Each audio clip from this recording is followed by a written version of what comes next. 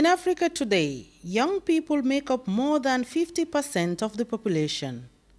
Often referred to as the cream of society, the continent's young people are faced with major challenges, job opportunities being one. Thus, the issues are many and varied. Issues of young people in terms of their after-school employment have been problematic. One looks at it from several perspectives. One is the issue, firstly, we can talk about the issue of the dropouts, those who drop out from junior high school to senior high school. Here we are seeing somewhat vocational and technical training of both the girls and the boys. Of course, the statistics are worse for the girl child. The problem is employment. This is a common problem in all countries, almost in Africa, because in Zanzibar we have no factories, we have no industries. So we have launched the program of the education, we call it as a mafunzo ya amali, in the vocational training. We established these centers for vocational training in different areas of Zanzibar, on the island of Zanzibar. And after finishing schools, we put these students in these vocational centers to train them about electronics, about mechanics, about masonry, and so on. We're teaching them for that to get their self-employment when they finish their schooling there. Right across Africa, we have to confront the youth issue. Some call it the youth renaissance. And the writings on the wall.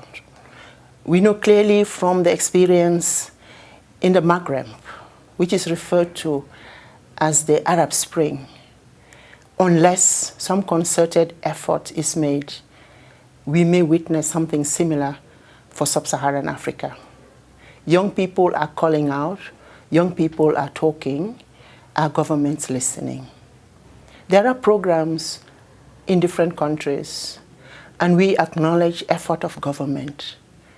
But responding to employability of youth may need more than just government's intervention. We would need a more consultative approach or approaches with young people, but in partnership with the donor community, as well as in-country partners, NGOs, and the private sector. I think African youth are grappling with a lot of issues these days. Issues related to education, issues related to training, and also professional opportunities. Even those who have been trained because of the economic crisis, because of the conditions within the countries in which young Africans live, many youth have a crisis of faith, I think, in the future. Education and training as part of a process of lifelong learning are central to reducing poverty, thus significantly increasing the likelihood of opportunities for finding decent work or of generating income through self-employment. And many young people are not oblivious of this fact. Well, technical vocational education is very important in nation development, especially in developing countries. And especially, for example, like the Gambia, we need technical vocation presently more than any other thing. We have enough young people who have studied computer. We have enough young people who have studied marketing and other AAT and the other. Working in the office is not the only work that people can do, because right now, as you can see, I employ myself because I'm not working for anybody. Anything that I work out of here is belong to me. Because right now we are about to establish our own company. Because I'm not alone, because we are almost, this motorbike school is almost to 10. So you see that out of it we have 10 different companies who that we employ ourselves. Although the introduction of TVET has helped to reduce unemployment in certain countries, major challenges in the provision of technical and vocational training continues to be encountered. Un élève ou bien un étudiant qui passe dans un centre de formation à sa sortie, il n'y a pas de suivi. Donc au lieu de le motiver davantage, au lieu de le mettre à l'aise pour qu'il puisse s'exprimer librement, pour qu'il puisse continuer sur cette lancée, pour qu'il puisse aussi créer des choses aussi, comme le font aussi les Toubabs, mais à notre sortie, on est freiné. Donc au lieu de nous avancer sur des choses beaucoup plus importantes, on est vraiment freiné. Parce que pour avoir de l'emploi, les jeunes croient que seule une structure, une société doit nous embaucher. Et tel n'est pas le cas. Si une société ne nous embauche pas, nous avons les capacités de créer nos propres structures. Mais pour la création de ces structures aussi, il faut des moyens pour pouvoir les faire. Les moyens ne sont pas là. Les personnes qui doivent accompagner les jeunes n'y mettent pas le paquet. Et c'est très grave. Et je vous signale qu'un pays développé est un pays qui mise beaucoup plus sur la formation professionnelle et technique. Parce que sans formation, vraiment, sans la technique, un pays ne peut pas avancer. Oh, the learning process, we are working manually. Like designing, when you come to designing, we design with our hand. And sometimes we use AutoCAD. So that's what it's like in here. For example, if we can have more computers, to work with that, because world is advancing. People are moving from ancient to modern ideas. So still now, most of us are working on this thing with our hand. So if we can have more computers here to work with those things, AutoCAD plus what we are doing, this manual will help us a lot. As young people see the need to be trained, so too do they understand that as the majority, the development of the continent rests on their shoulders. What then can TVET do for young people? If you look at it, the government cannot do it alone. So youths have to come out and help the government together with other stakeholders so that it can be achieved. The skill area is a very, very marketable skill, because if you know, for example, like if you study architecture, draftsman, for example, even without the end of month salary that you have from GTTI, you have your personal contracts outside, and at the end, sometimes what you even have per day or per week is far, far, far more than from what you have end of month.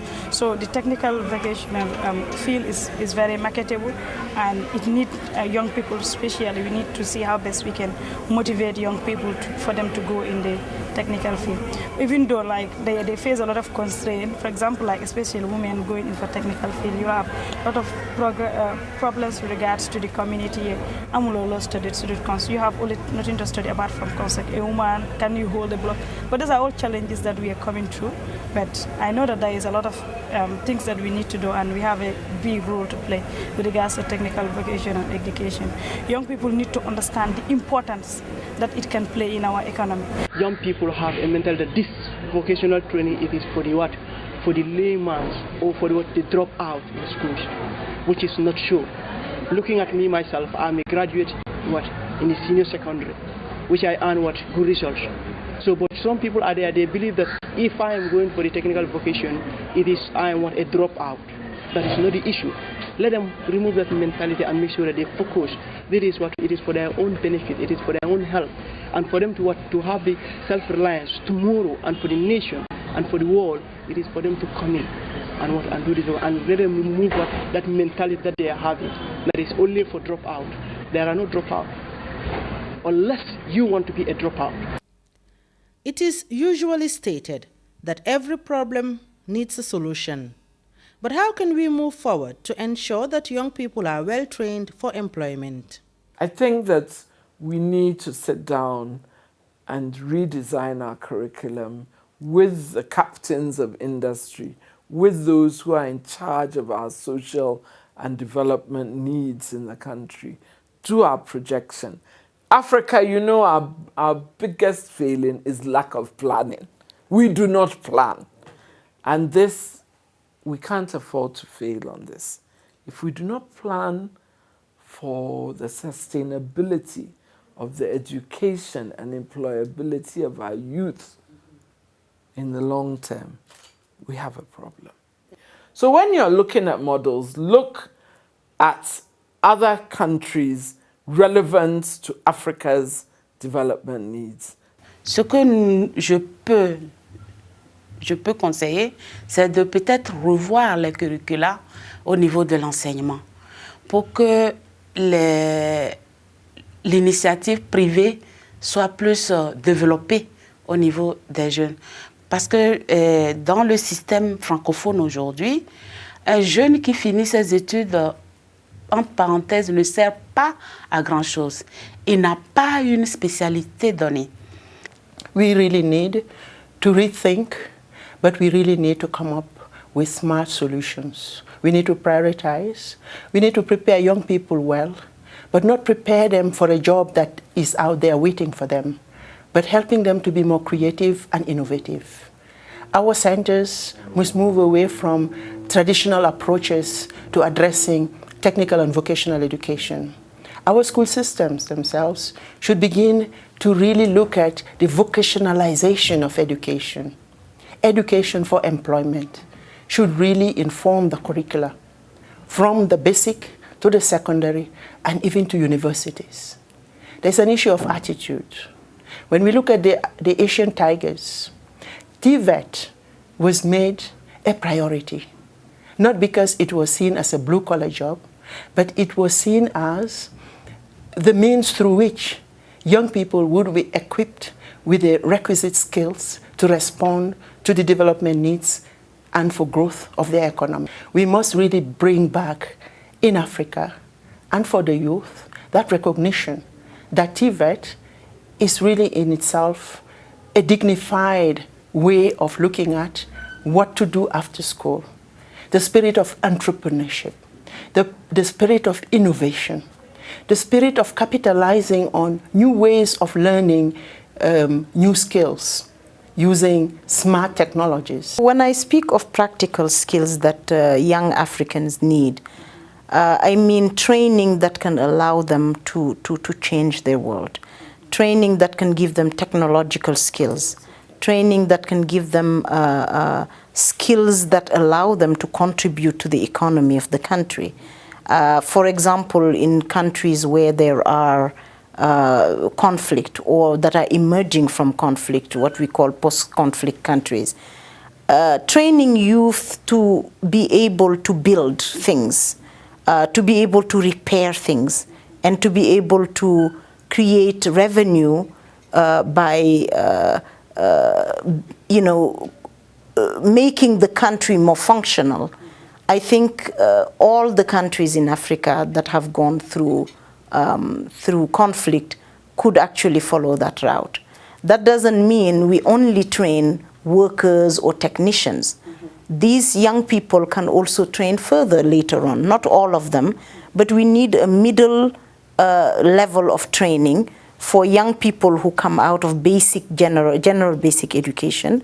Those can gain, a majority of them can gain skills that allow them to contribute directly to the economy. And then a few of them can move on to higher education where they could actually become, engineers and practical engineers, because we know that in Africa a lot of engineers are just desk engineers, but engineers that resolve problems of daily life, engineers that can make make solar panels where they are needed, engineers that can create machines that will reduce the work time for women, for example. And when I say engineers, I mean both boys and girls, because in our subconscious, usually we think of technicians and engineers as males. But just training and giving young people space for not only gaining skills, but being able to use those skills to build something. Indeed, there may not be a single solution to the problem of youth unemployment in Africa. However, helping and providing opportunities for Africa's young to realize their full potential by gaining access to employment would bring about lasting peace, poverty eradication, and sustainable development.